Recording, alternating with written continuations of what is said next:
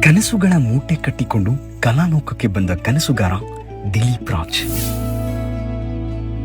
ಬರಹಗಾರರಾಗಿ, ನಟರಾಗಿ, ನಿರ್ದೇಶಕರಾಗಿ, ನಿರ್ಮಾಪಕರಾಗಿ ಕನ್ನಡ ಸಿನಿಮಾ ರಂಗ ಮತ್ತು ಕಿರುತೆರೆ ಕಂಡ ಬಹುಮುಖ ಪ್ರತಿಭೆ.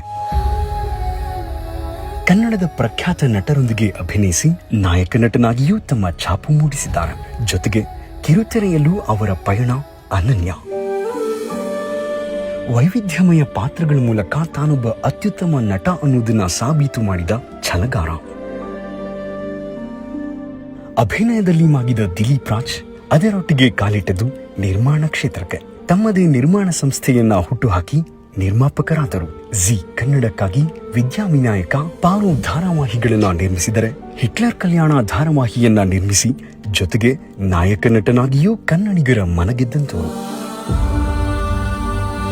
ಬ್ರಹ್ಮಗಂಟು, ಕೃಷ್ಣಾರುಕು ಧಾರಾವಾಹಿಯನ್ನ ನಿರ್ಮಿಸಿ ಮನರಂಜನೆಯಲ್ಲಿ ಮುಂಚೂಣಿಯಲ್ಲಿದ್ದವರು. ತಮ್ಮ ನಿರ್ಮಾಣ ಸಂಸ್ಥೆಯ ಹೊಸ ಧಾರಾವಾಹಿಗಳಲ್ಲಿ ಯುವ ನಟ ನಟಿಯರನ್ನ ಪರಿಚಯಿಸುವ ಮೂಲಕ ಎಷ್ಟು ಕಲಾವಿದರ ಕನಸಿಗೆ ನೀರೆರೆಯುತ್ತಿದ್ದರು. ಅವರೊಳಗೊಬ್ಬ ಅದ್ಭುತ ತಂತ್ರಜ್ಞನಿದ್ದು ತಮ್ಮ ಪ್ರತಿ ಯೋಜನೆಯಲ್ಲೂ ಕ್ರಿಯೇಟಿವ್ ಡೈರೆಕ್ಟರ್ ಆಗಿ ಜವಾಬ್ದಾರಿ ಹೊರುತ್ತಿದ್ದರು. ಅಭಿನಯ, ನಿರ್ದೇಶನ, ನಿರ್ಮಾಣದಲ್ಲಿ ಅದಮ್ಯ ಕನಸು ಕಂಡಿದ್ದ ಕಲಾವಿದ ದಿಲೀಪ್ ರಾಜ್ರವರ ಅಗಲಿಕೆ ಇಡೀ ಚಿತ್ರರಂಗಕ್ಕೆ, ಕಿರುತೆರೆಗೆ ತುಂಬಲಾರದ ನಷ್ಟ.